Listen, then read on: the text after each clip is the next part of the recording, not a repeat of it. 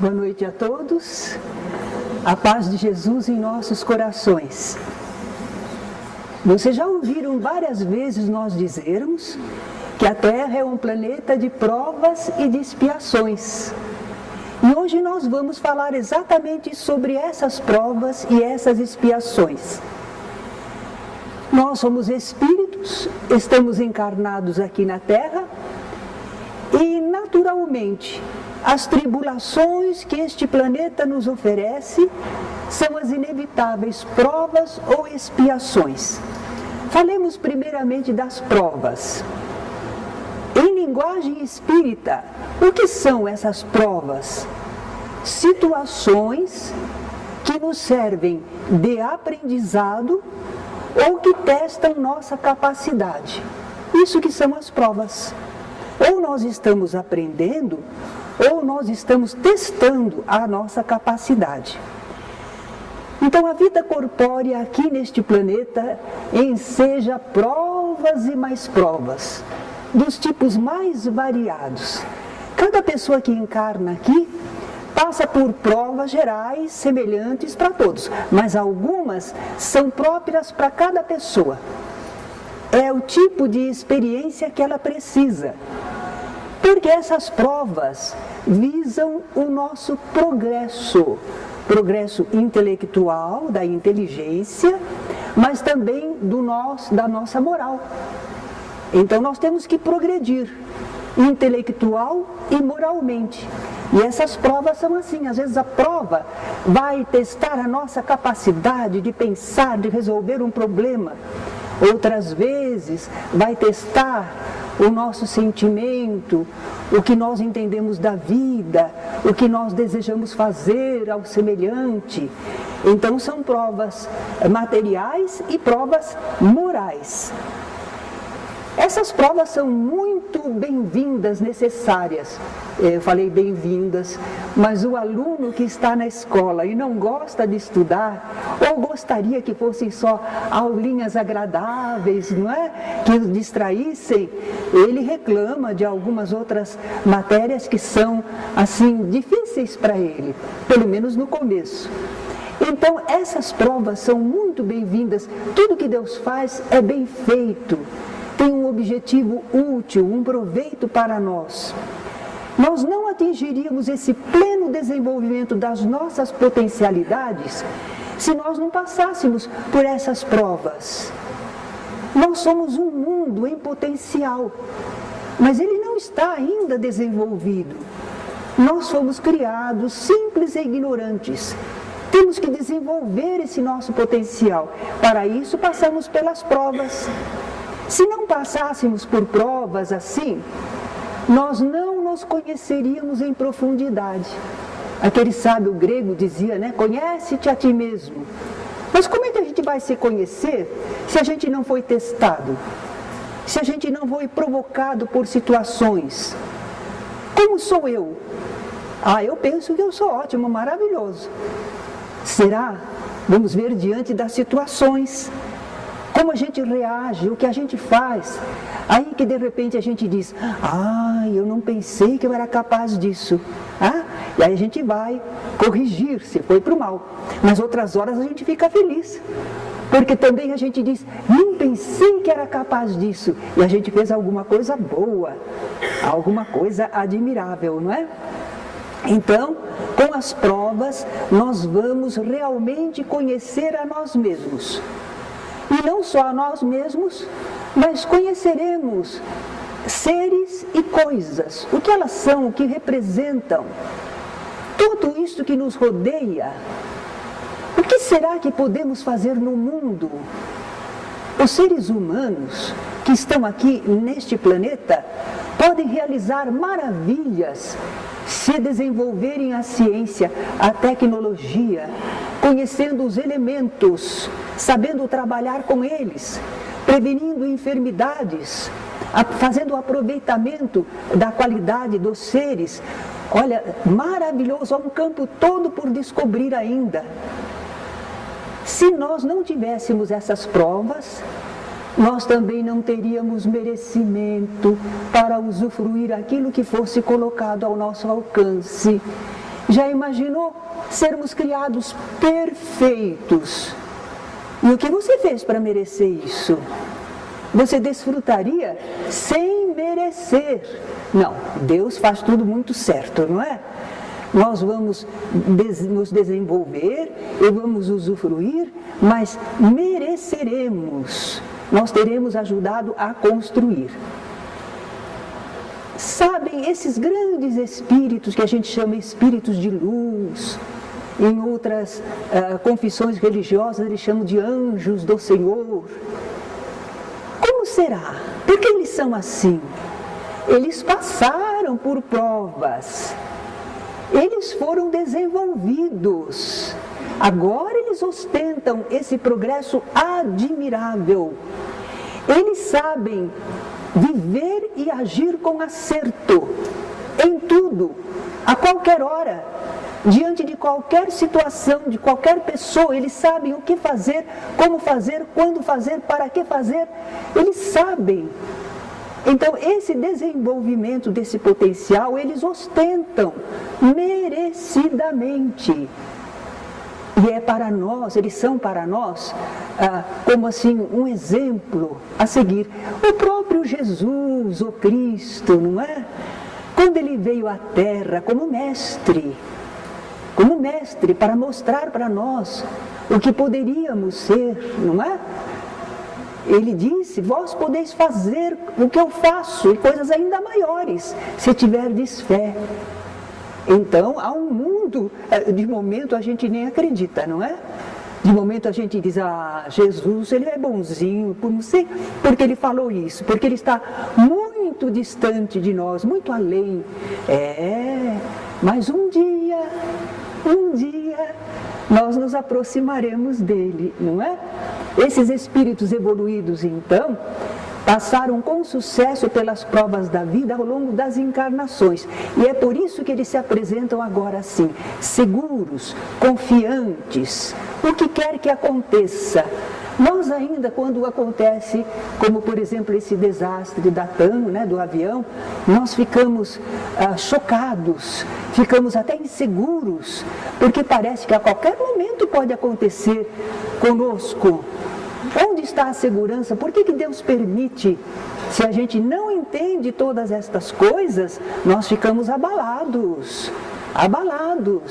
Mas quem tem já o entendimento, e graças ao Espiritismo a gente já pode entender um pouco mais, claro que não fica indiferente aos sofrimentos que as pessoas estão passando, às transformações inesperadas, mas a gente sabe que isto está dentro de um planejamento divino e não vai ficar ninguém abandonado ou prejudicado, não é?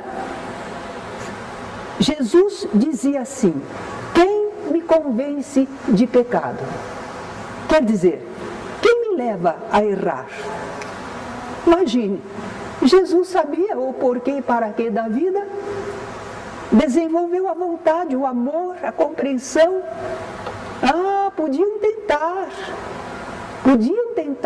querer tentar Jesus, mas não iriam conseguir tirá-lo da boa conduta, do bom pensamento e sentimento. Por enquanto, nós ainda temos medo dos espíritos tentadores, não é? Eles podem nos desviar, levar por caminhos de sofrimento, porque nós ainda não temos essa segurança. Então as provas, os testes é que irão dando para nós a segurança. Não, eu fui capaz. Não, eu não cedi. Olha, eu tenho condições de superar essa dificuldade, não é? Bem, falamos de provas. E agora também nos interessa saber se essas provas nos são impostas ou se nós temos o direito de escolher as nossas provas. Nós vamos ter de passar por provas. Imagine encarnar na Terra e não passar aqui por experiências? Tem que passar. Quando é que a gente escolhe ou programa isso? Costuma ser antes da encarnação. Claro, nós vamos fazer a viagem terrena. Antes de fazer a viagem terrena, a gente vai elaborar um roteiro, não é? Preparar para essa viagem. Então, quando nós ainda estamos na erraticidade, estão lembrados o que é erraticidade? Estão lembrados? Talvez sim, mas para colocar em palavras, não é? Então é aquele estado em que o espírito se encontra no plano espiritual, do lado de lá da vida, mas o espírito ainda vai reencarnar. Ele está ligado ao planeta Terra. Então ele não se libertou ainda. Então nesse caso, enquanto ele está no intervalo entre duas encarnações, a que acabou e a que vai começar, ele está na erraticidade. Então na erraticidade, quando nós estávamos do lado de lá, programamos a nossa encarnação, não é? Para programar, sabe o que a gente fez? A gente avaliou o que errou e o que acertou. É porque a gente não erra só, não é? Nós também acertamos, fazemos algumas coisas certas. Mas nós verificamos, isto eu preciso corrigir. Naquele ponto eu ainda não estou desenvolvido. Num outro campo eu preciso consolidar. Então nós verificamos tudo isso. E programamos a nossa encarnação. Quem fez uma boa escolha das provas para a presente encarnação tem chance, né, de grande progresso, de grande desenvolvimento, se aplicar. Será que nós podemos mesmo escolher assim e programar? Ora, se nós temos certas condições evolutivas, Deus permite. É bom. Quando aquele que é criança passa a adolescente, depois de adolescente a jovem, os pais já dão maior oportunidade, chamam para decidir junto, para trocar ideias sobre como vai ser a vida dele. Nós também, espíritos, conforme vamos amadurecendo, temos a oportunidade de escolher as nossas provas, sim. Escolher o gênero das provas pelas quais haveremos de passar. E os bons espíritos nos ajudam, nossos amigos, espíritos mais experientes, eles examinam conosco as possibilidades, para que a gente faça uma boa escolha, tenha condições de acertar na escolha das provas, mas eles não decidem por nós. Livre-arbítrio. Se já estamos nessa fase da evolução, que já temos uma capacidade de raciocínio, eles não impõem. Eles aconselham, fazem observações, demonstram, mas nós estamos escolhendo as provas. Se já podemos, eles não decidem por nós. Mas também a gente não escolhe, tintim por tintim, tudo que a gente vai passar na vida. Não é assim, destino marcado? Não existe destino marcado. Então o que é que a gente escolhe? O gênero das provações pelas quais nós vamos passar. Por exemplo, uma pessoa quer saber se ela já está forte o bastante para resistir ao arrastamento ao crime, a se apropriar indebitamente daquilo que não é seu. A pessoa quer, porque ela já passou por experiências, já viu o que acontece quando se erra neste campo, e ela então diz assim, não, agora estou esclarecido, eu quero testar a minha capacidade, consolidar a minha decisão. Então ela vem, por exemplo, e nasce entre malfeitores. Será que a gente escolheria nascer entre malfeitores? Bom, se a gente ainda não está muito seguro, se a gente... Não, isso é muito perigoso para mim.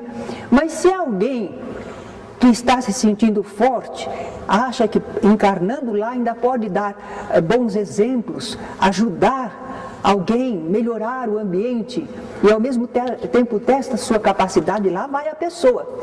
Encarna no meio de malfeitores, não para ser malfeitor também, para resistir ao ambiente, testar suas qualidades, não é? Quer superar as dificuldades. Será que ele vai vencer? Será que vai conseguir? Vai depender, é livre-arbítrio, não é? encarnou, precisa estar muito bem ligado espiritualmente, cultivar as coisas da alma, para não ficar pensando só nas coisas do mundo material, não é? Então vai depender do livre-arbítrio dele, do empenho dele. Nós somente previmos os fatos principais da nossa nova encarnação. Claro, o restante vai depender das circunstâncias do nosso livre-arbítrio, mas os fatos principais, que vão ser muito importantes para a nossa vida, esses já ficam mais ou menos programados, sim. Eu gosto de usar uma imagem que talvez favoreça o nosso entendimento.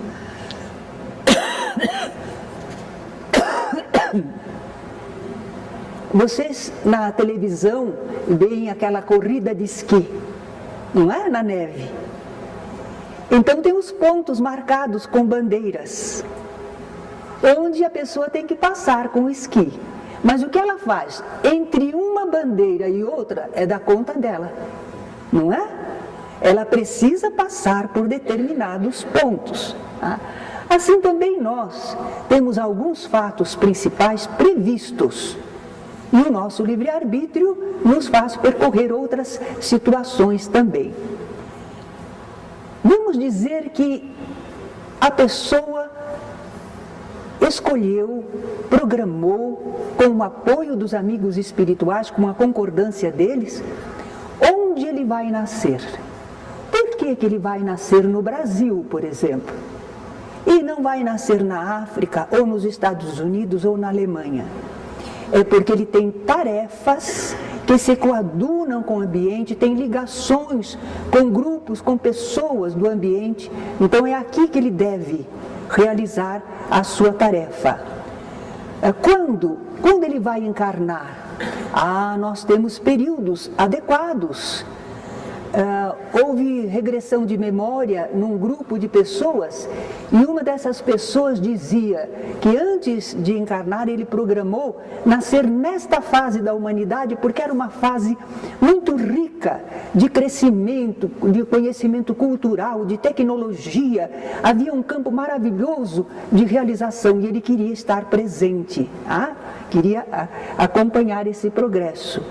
Então, às vezes, nós temos também pessoas, seres amigos que encarnaram, e é naquele grupo que nós temos que reconciliar, temos que ajudar. Então, nós queremos vir quando eles estão aqui, para juntos trabalharmos.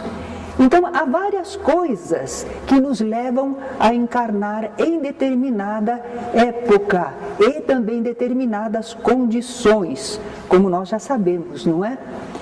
Deus permite que a gente escolha uma prova, porque se permitiu essa escolha, se estava nos planos, é porque nós podemos triunfar. Não está assegurado se nós vamos triunfar. Nós temos possibilidade de triunfar. Mas vamos dizer que a gente é meio pretensioso, não é? A gente se julga mais do que é. Não, eu sou capaz, eu quero.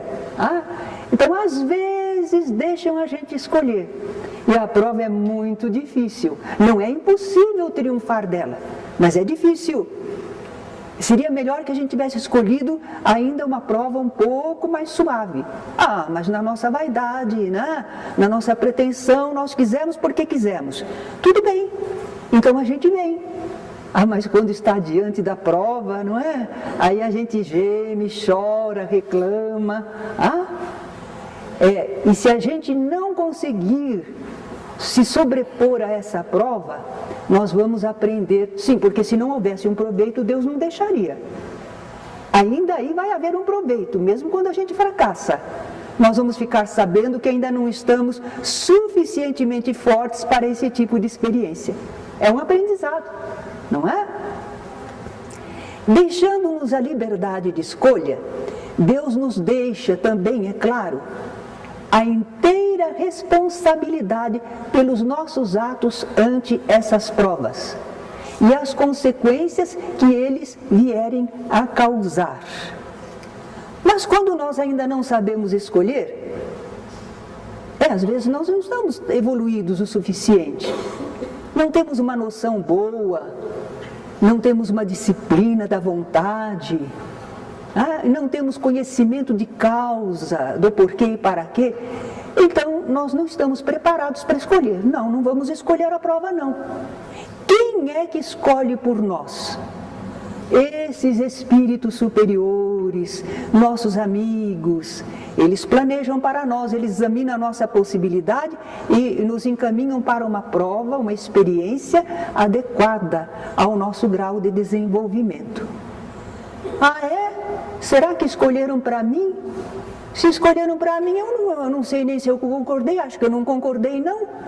Então, por que eu tenho que ser responsável por aquilo que eu nem escolhi? Não escolheu, mas precisava. Não escolheu, mas era o adequado. Então, você não escolheu, mas você agiu. Você agiu como entendeu. Você teve livre-arbítrio, não é? Então, nós somos responsáveis pelo que fizermos, pelo que causarmos quando enfrentarmos as provas, mesmo que não tenhamos escolhido.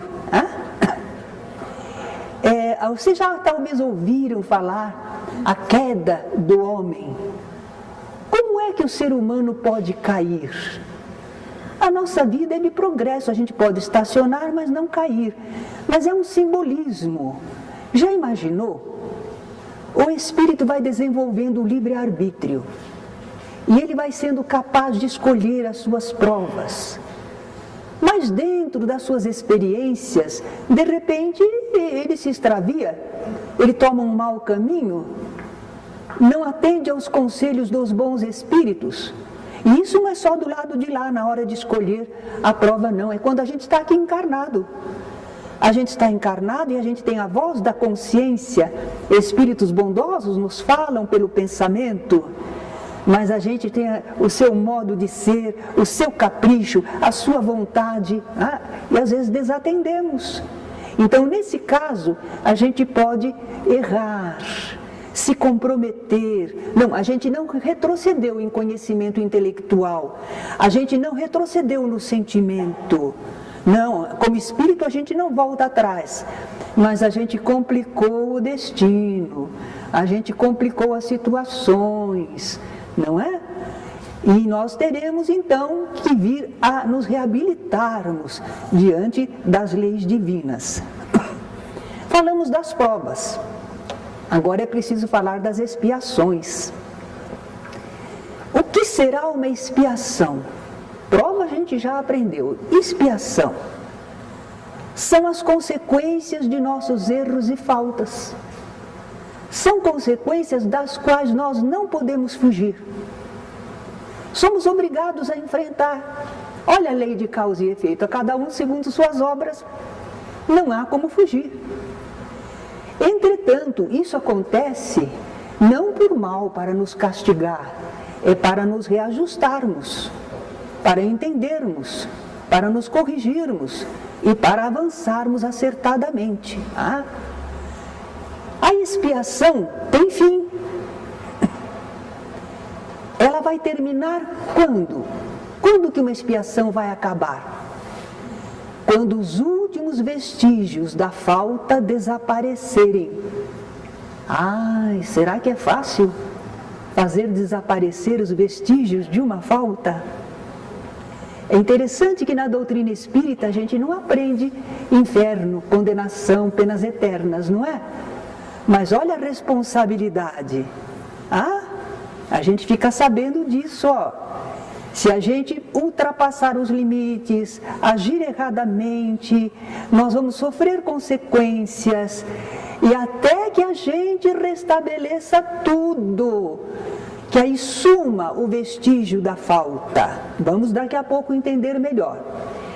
Para os vestígios de uma falta desaparecerem, nós vamos precisar de uma fase: arrependimento, expiação e reparação. São os 3 passos. Arrependimento. Eu me arrependi tanto. Ótimo! Isso quer dizer que você entendeu que o que fez não estava certo e causou certas consequências. É bom. Arrependimento é bom. Significa o primeiro passo. Mas cuidado, não fica no complexo de culpa não, que isso não resolve nada. Arrependimento é o primeiro passo, porque enquanto você não se arrepende, você continua fazendo do mesmo jeito. Continua somando consequências desagradáveis. Então, se você se arrepende, você para.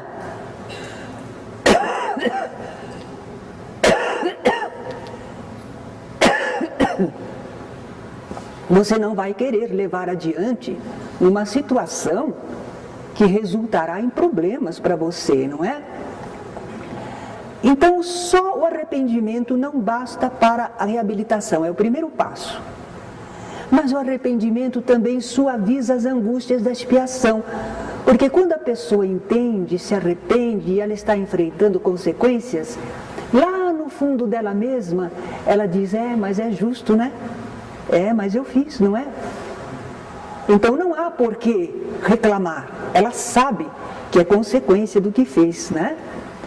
Mas também à luz da doutrina espírita, a pessoa está no arrependimento, mas ela sabe que o caminho está aberto para a sua recuperação, que ela não está condenada para sempre, isso é muito importante. Porque há pessoas que, devido ao seu passado, elas se sentem desanimadas, se sentem condenadas, não adianta nada que elas façam. Mas à luz da doutrina espírita, ninguém está condenado. Olha lá a esperança. Todos nós podemos nos melhorarmos. O arrependimento às vezes se dá aqui na Terra. Às vezes só vai se dar do lado de lá da vida. Porque aqui às vezes a gente ainda está com a mente meio fechada, né?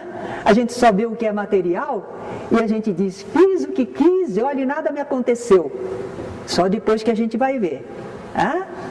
E às vezes o arrependimento chega do lado de lá.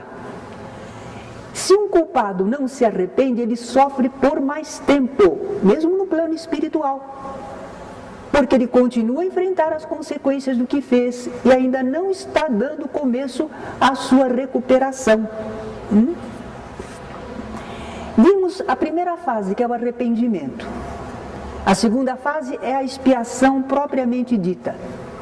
Sofrimentos físicos ou morais consequentes daquela falta, que pode chegar para nós nesta encarnação ou do lado de lá da vida, ou numa nova existência corporal, quando a gente vai enfrentar os efeitos.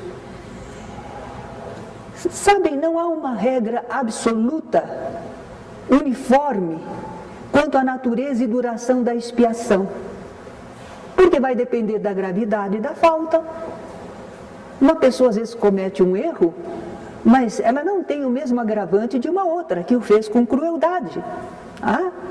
Então a mesma falta pode acarretar expiações diversas. Pode haver circunstâncias atenuantes, circunstâncias agravantes. Nós vemos que alguém obsidiado sob a ação de espíritos maus se suicidou. E ao lado, alguém que se suicidou em plena consciência, fez porque quis. A justiça divina prevê atenuantes para aquele que agiu sob impulso de espíritos malévolos, que o dominaram. Mas ele tem alguma responsabilidade também, porque ele devia ter vigiado e orado, para não cair sob o domínio daqueles espíritos.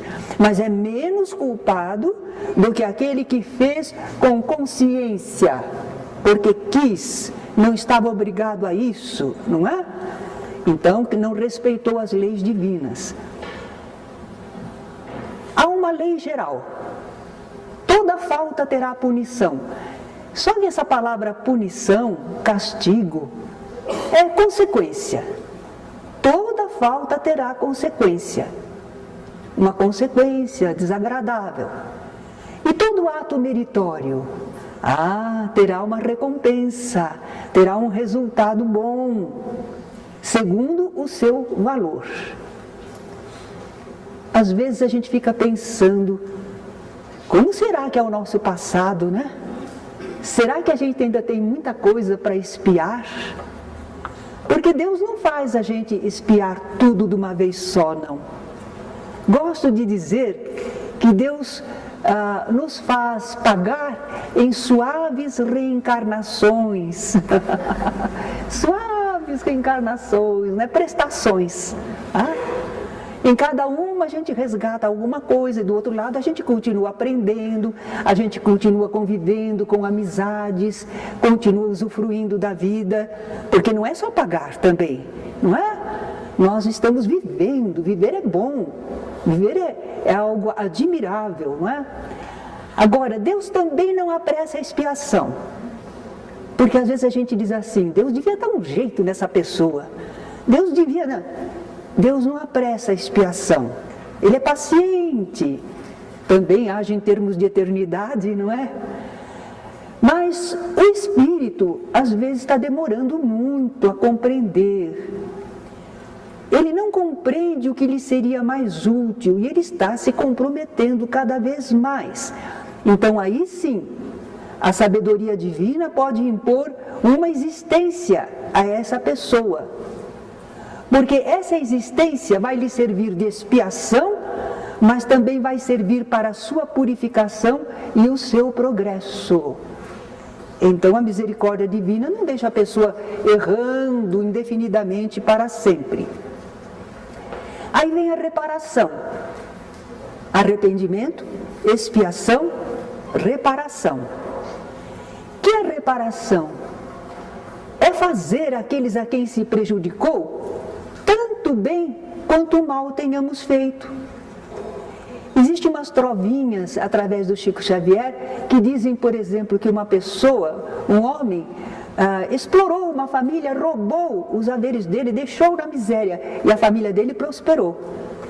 Só que depois ele vai ter um netinho, um bisneto, que são aqueles outros prejudicados reencarnados. Ele vai deixar toda a fortuna para eles. Deus faz que ele recomponha, não é?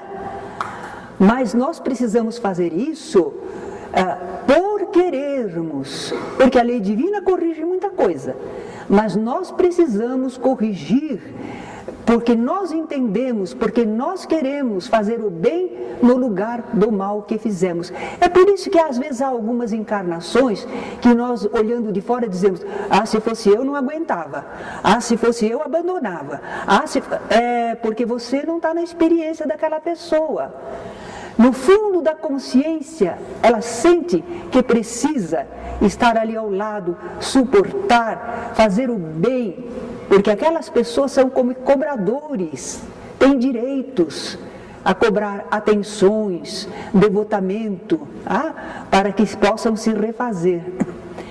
Às vezes são deveres que foram desprezados, missões não preenchidas. Alguém abandonou um filhinho, abandonou. O homem, por exemplo, foi embora, deixou a família, deveres descurados. O que será que aconteceu com aquelas crianças? O que causou? Então ele quer recompor, vai ser um pai devotado, não é? Então a reparação é praticar o bem em compensação ao mal praticado. Uma pessoa foi muito orgulhosa, mas muito orgulhosa. Não é porque ela foi orgulhosa, e daí? Acontece que pelo orgulho ela prejudicou pessoas, ela espezinhou, ela traumatizou pessoas com o seu orgulho. Então agora o objetivo dela é tornar-se humilde. Humilde não quer dizer se desfazer, quem sou eu, não valho nada, não é isso. É ser humilde no sentido de não sou mais do que ninguém. E tudo que eu puder fazer para as pessoas, não é que eu sou uma escrava das pessoas, é que eu posso servir, devo servir as criaturas. Então aí começa a se sentir humilde e não orgulhoso. Amável se foi severo. Alguns pais ou mães, às vezes foram tão severos, não é? Se soubessem o que causaram, depois diz assim, eu não queria isso, eu só estava querendo evitar que o meu filho ou filha se desviasse na vida, mas foi muito severo demais, não é? Traumatizou a pessoa. Então agora ela aprendeu, não se deve ser assim, né? Vai ser amável, caridoso se tem sido egoísta, benigno se tem sido perverso, laborioso se tem sido ocioso, útil se tem sido inútil, frugal se tem sido intemperante. Quem não repara seus erros numa existência por fraqueza ou má vontade, terá de fazê-lo numa próxima reencarnação. Não adianta deixar para a próxima, porque a próxima já teria um outro programa que está aguardando a gente. Quer dizer, a gente vai acumular. Você não lava a louça da manhã, na hora do almoço tem a louça do café e a louça do almoço. Então cada encarnação tem suas tarefas. Se possível, a gente não vai acumular não, né? Bem, aprendendo sobre provas e expiações, nós chegamos a uma conclusão. À luz da doutrina espírita, nenhum de nós tem um destino fatal. Não, nenhum de nós tem um destino fatal. Porque Deus só criou um destino para todos os seres espirituais. Esse é o destino que Deus deu. Se aperfeiçoar incessantemente e usufruir cada vez mais felicidades. Esse é o destino programado por Deus. A gente é que atrapalha. Porque se a gente seguisse o programa divino para nós, nós vamos crescer, desenvolver-nos todo dia, a encarnação toda. E cada vez que a gente se desenvolve, a gente pode usufruir felicidades daquilo que aprendeu, daquilo que entendeu, daquilo que é capaz, não é? Esse é o destino que Deus deu para nós. Mas, ao longo das existências, cada um de nós construiu para si mesmo situações, necessidades e deveres particulares. Esse é o nosso destino pessoal, mas foi criado por nós. É resultante dos nossos atos, da nossa vida. Né? Bom, se fomos nós que criamos esse destino pessoal, vamos ter coragem para enfrentar, não é? Por que não? Fui eu que fiz. E agora eu enfrento e vou corrigir e vou fazer o melhor. No Livro dos Espíritos, Kardec indagou: o que é que dirige o espírito na escolha das provas que queira sofrer? Vamos ler lá? Ele escolhe, de acordo com a natureza de suas faltas, as que o levem à expiação destas e a progredir mais depressa. Uns, portanto, impõem a si mesmos uma vida de misérias e privações, objetivando suportá-las com coragem. Nós não estamos aqui esquecendo que a organização da sociedade às vezes impõe privações, carências, dificuldades para os pobres. Nós não estamos esquecendo isso, não. Mas nós estamos falando das escolhas que fazemos do lado de lá. Então, muitas vezes, nós poderíamos escolher uma situação diferente, mas queremos experimentar isto, que está dentro do padrão da sociedade brasileira, por exemplo, não é? Nós objetivamos suportar com coragem isto. Então, estão errados os que administram o país, não é problema nosso, mas nós estamos aqui para ver o que fazemos na situação. Claro que se alguém de nós tiver uma vocação política, se tiver capacidade para melhorar a sociedade, deve batalhar por isso. E nós, como cidadãos, usando o nosso voto e os recursos legítimos, isso para melhorar a nossa sociedade. Mas aqui nós estamos falando da escolha do espírito. Por que ele escolheu estar num ambiente de tanta carência, de tanta privação, não é? Ele quer suportar com coragem. Outros preferem experimentar as tentações da riqueza e do poder. Ele vai ser feliz, hein? Vai ter riqueza, vai ter poder, felizardo, hein? É nada. São perigosas essas provas. Elas ensejam abusos e má aplicação dos recursos de que dispõe. Podem dar lugar às paixões inferiores que se desenvolve pela riqueza e pelo poder. É o mau uso, não é? A riqueza é difícil de administrar ao espírito que não está bem preparado para ela. Então, escolher riqueza e poder é responsabilidade. É ocasião de ser muito vigilante, atento, esforçado, para não ir de roldão. Muitos finalmente se decidem a experimentar suas forças nas lutas que terão de sustentar em contato com o vício. Nasce uma menininha e os pais são alcoólatras. E desde pequenininha ela detesta o cheiro do álcool e o que causa nos seus pais, porque é um espírito que está ali querendo não ceder ao vício. E ele percebe o que acontece, ele já é experimentado. Por isso que ele quis se testar dessa vez, no meio do vício, mas não concordando com ele e não acompanhando, não é? Se conseguir isto, ele triunfou. E cada vez mais ele confia em si mesmo, não tem receio, ele pode enfrentar esses ambientes que não vai ceder. Mas foi primeiro através de experiências pessoais dolorosas com o vício. E agora, testando a sua resistência num ambiente todo favorável ao vício, e ele não quer ceder, não quer acompanhar, não é? Eu acredito que esses conhecimentos que o Espiritismo nos traz, isso vocês encontram mais conhecimento em O Livro dos Espíritos, não é? Mas esses conhecimentos modificam o nosso modo de encarar a vida, não é? E nos deixam mais vigilantes. Será que nós aqui escolhemos as provas pelas quais estamos passando? Ou será que foram os bons espíritos que programaram essas provas para nós? Não importa, não vamos nem querer saber. Não adianta indagar isso.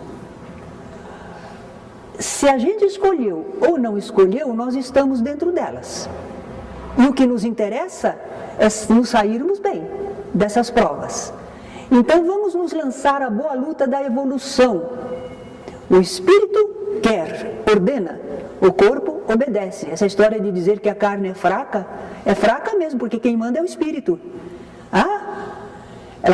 Sentimos um instinto, mas nós somos o espírito, o ser inteligente, filho de Deus. Então nós não vamos ceder, não é? Vamos enfrentar as dificuldades, coragem. Vamos utilizar as possibilidades de que dispomos. Vamos evitar o mal quanto pudermos e praticar o bem. Muita gente não vai nos entender. Conforme a situação vai nos chamar de tolo. Mas nós sabemos o que estamos fazendo. Eles é que não sabem ainda. Ante as expiações, vamos sofrer com paciência e resignação. O que adianta? Adianta reagir contra a lei divina? Uma expiação é algo que está assim, incrustado na nossa vida, no nosso ser. Não dá para mudar. Não dá para mudar. Ou então é alguma coisa que você só pode deixar e abandonar se você falhar com deveres. Aí não serve, aí não pode. Vamos então empenhar-nos em fazer todo o bem possível. Por que nós vamos querer fazer todo o bem possível? Em primeiro lugar, para compensar o mal que a gente já praticou. Tem gente que fica assim, cobrando Deus. Eu fiz a caridade e agora Deus é obrigado a me pagar em dobro, porque Ele é muito rico. A gente não sabe do saldo devedor. Aquilo que a gente deu não pagou nem o juro. Então, nós vamos empenhar-nos em fazer todo o bem possível para compensar o mal anteriormente praticado. Até agora, às vezes a gente não quer fazer o mal, mas a gente é imperfeito. Às vezes a gente tem uma reação indevida, às vezes tomou uma atitude que não foi a melhor.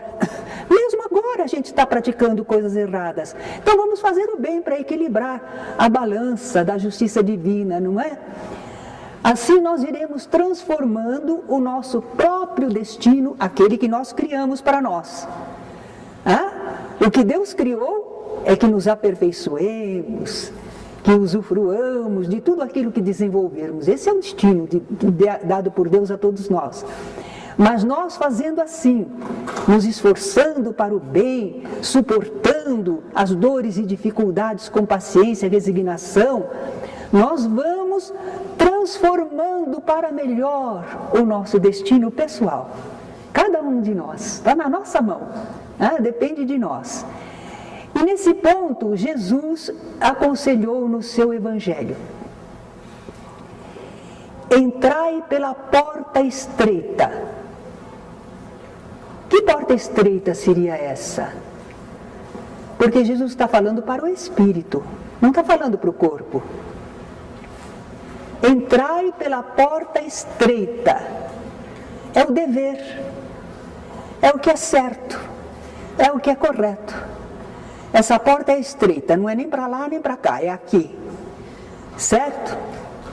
Entrai pela porta estreita, porque larga é a porta e espaçoso o caminho que conduz à perdição, e muitos são os que entram por ela. Verdade, né? Para errar, como é fácil, né? Não é? Estreita é a porta e apertado o caminho que leva à vida, a uma vivência espiritual maior, plena, acertada. E poucos há que a encontrem. Infelizmente, não é? Porque precisa entender, precisa estar esclarecido. Então Jesus nos convida a entrarmos pela porta estreita do dever, porque em compensação nós encontraremos a vida espiritual plena, quer estejamos encarnados, quer estejamos desencarnados, mas a vivência espiritual plena. Dá tempo para uma perguntinha, se quiserem. Sim, diga. Não tem a ver com a aula? Então eu pediria para você vir conversar conosco ao final. Vamos ver se nós temos perguntas que tenham alguma relação com o tema da noite.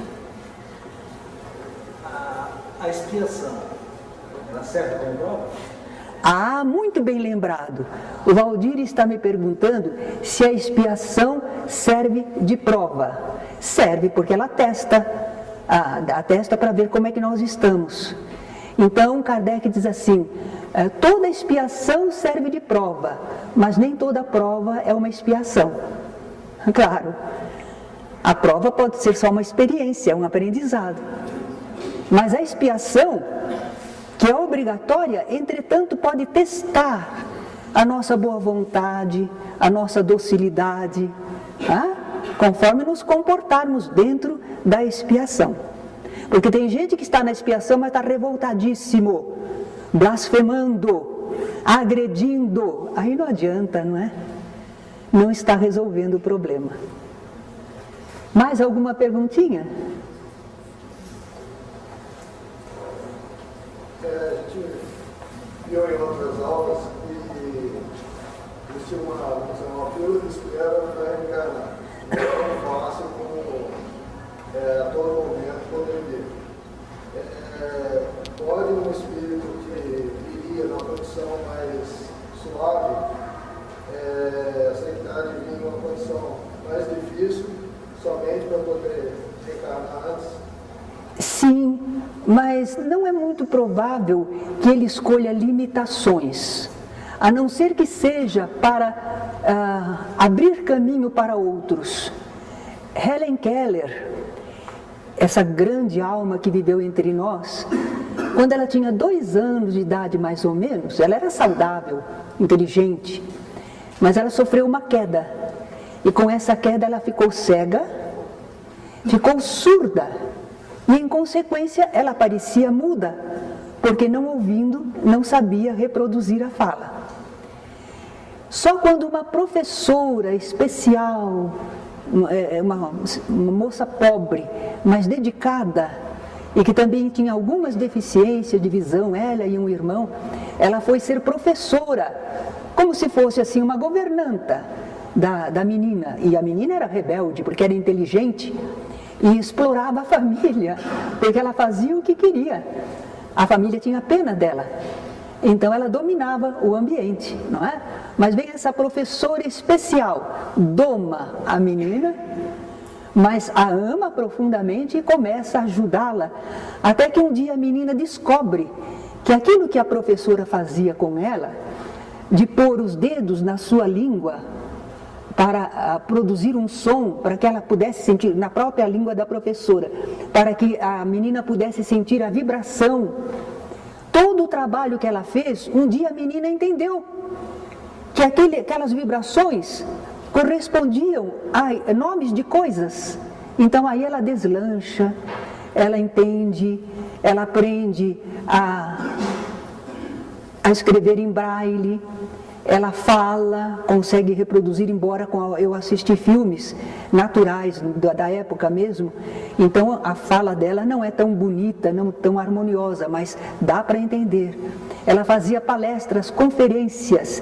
Então eu penso que Helen Keller não era propriamente alguém em expiação, mas alguém que aceitou estar nas limitações de outros para mostrar a eles como era possível sair.